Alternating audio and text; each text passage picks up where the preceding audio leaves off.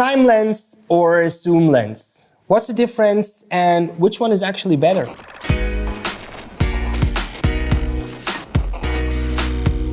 Hallo zusammen and welcome to this new video. My name is Metin Senler. I'm the founder of Senler Media, a social media consultancy and content production company based in Zurich, Switzerland. And on this channel, I like to talk about gear, social media and business. So if this is something you're into, hit the subscribe button. Today, we are going to talk about zoom lenses and prime lenses, what the differences are, what they're good for, and my personal favorites. I won't go deep into the physics. There are a lot of great videos about that. I will link them down below in the description so you can watch them if you want to take a deep dive into that. So this is a prime lens and this one here is a zoom lens.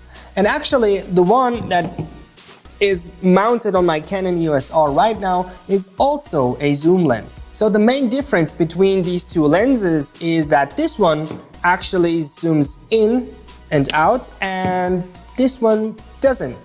Let me show you. All right, so I'm going to show you now how this setup actually looks like and how far I'm away from the camera. So here we go.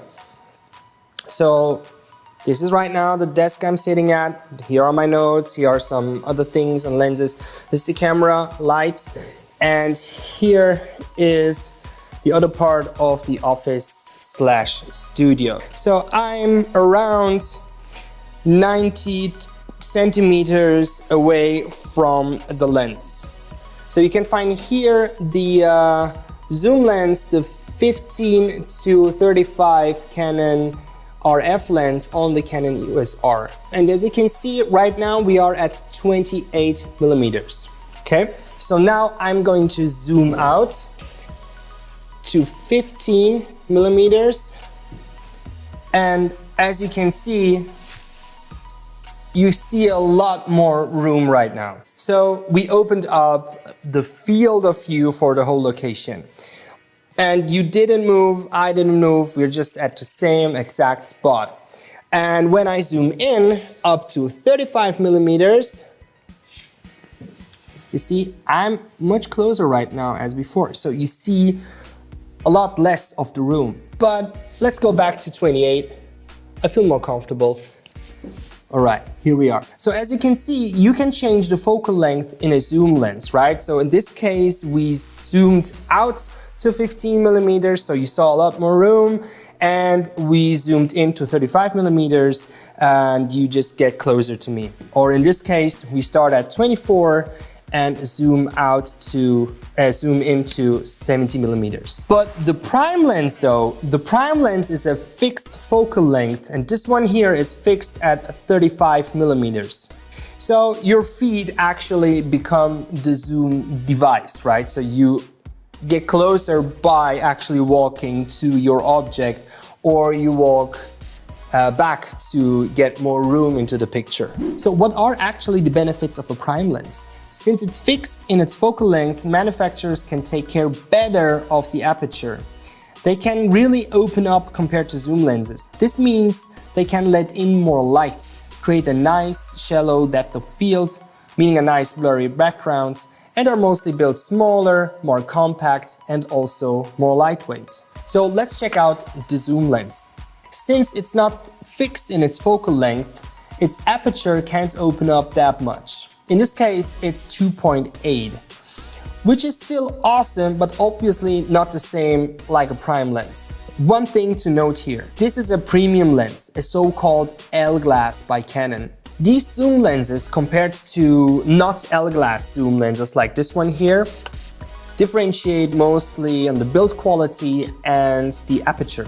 That means the more you zoom in, the darker it gets. Why? Because by changing the focal length, you are actually changing the aperture too. You see, this one starts at 4.5 and ends at 5.6. The higher the aperture number, the less light comes in. Don't get me wrong, this is a good lens, especially when you're outdoors taking pictures of buildings or landscape. But for the inside and low light situations, it is probably not that ideal. So when do I use prime lenses? First of all, if I want to travel light and compact, I love to take a prime lens with me. And when I need that extra light, you know, when I know that I'm going to shoot in a low light situation, then also a prime lens comes in quite handy. Or if I'm doing studio work and I have time, you know, to set everything up, my lights and everything, and especially the focus on a specific object, that can look really, really good. So you see, most prime lenses are actually used a lot for portrait photography because they range between 35 millimeters, 50 millimeters, 80 millimeters a lot. There are also some 100 millimeters like this one here.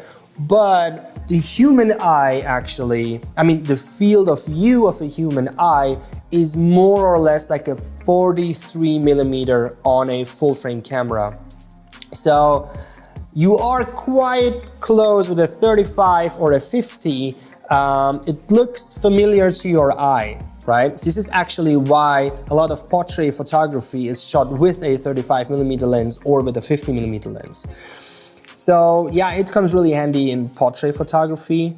Totally can recommend that. So, but when do I use a zoom lens? I take it with me, especially when I have no idea what's going to happen on that day, right? So am I taking pictures of buildings? Is it street photography? Or do I take pictures of people? You know, do I take portraiture?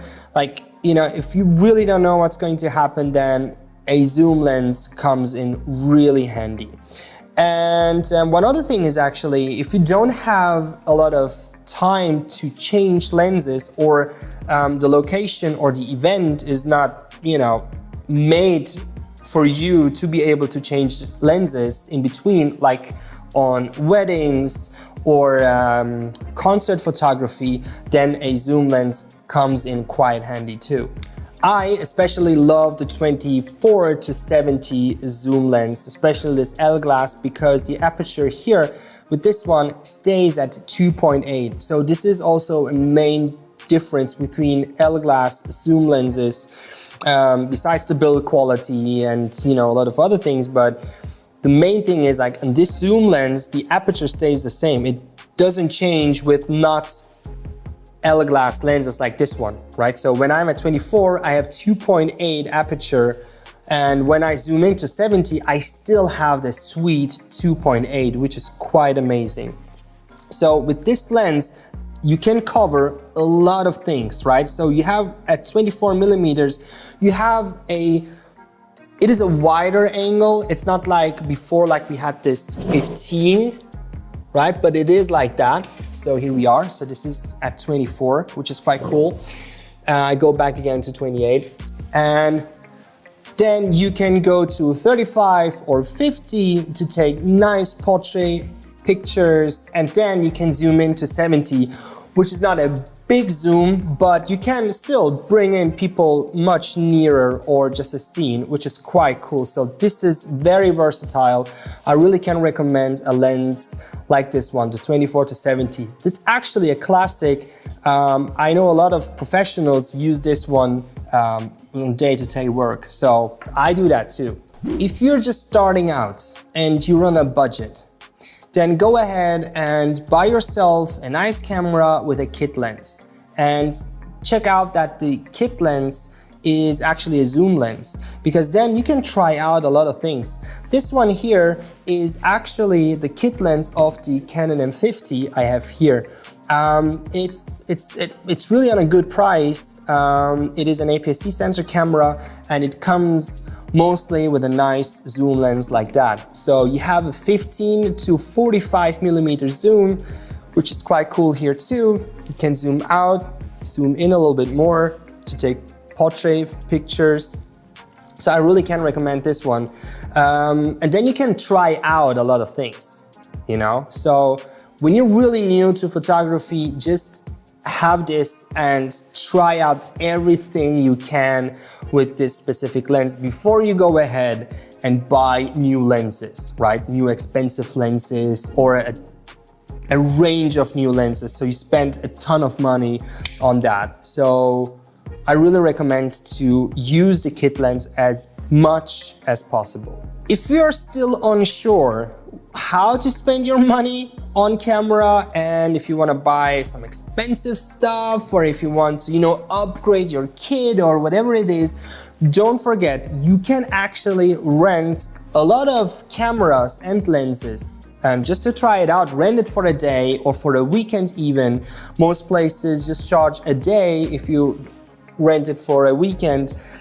So take advantage of that, right? So if you go on a hike or whatever it is, just rent it, try it out, try everything out before you spend a ton of money.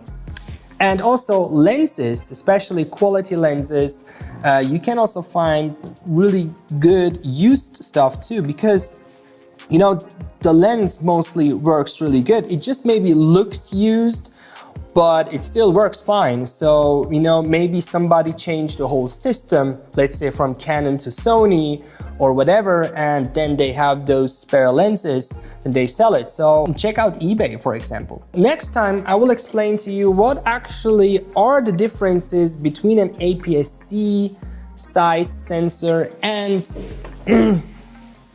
a full-size sensor. Like this one here is the Canon M50 and this is the Canon EOS R. You are actually looking at material from the Canon EOS R, and yeah, so we will look at this one the next time, so be sure to click the ring bell. If you have any questions, feel free to comment down below. I try to come back to you all, and if you find this video was helpful to you, then leave a like and subscribe. That would be great. And yeah, so I'll see you in the next one.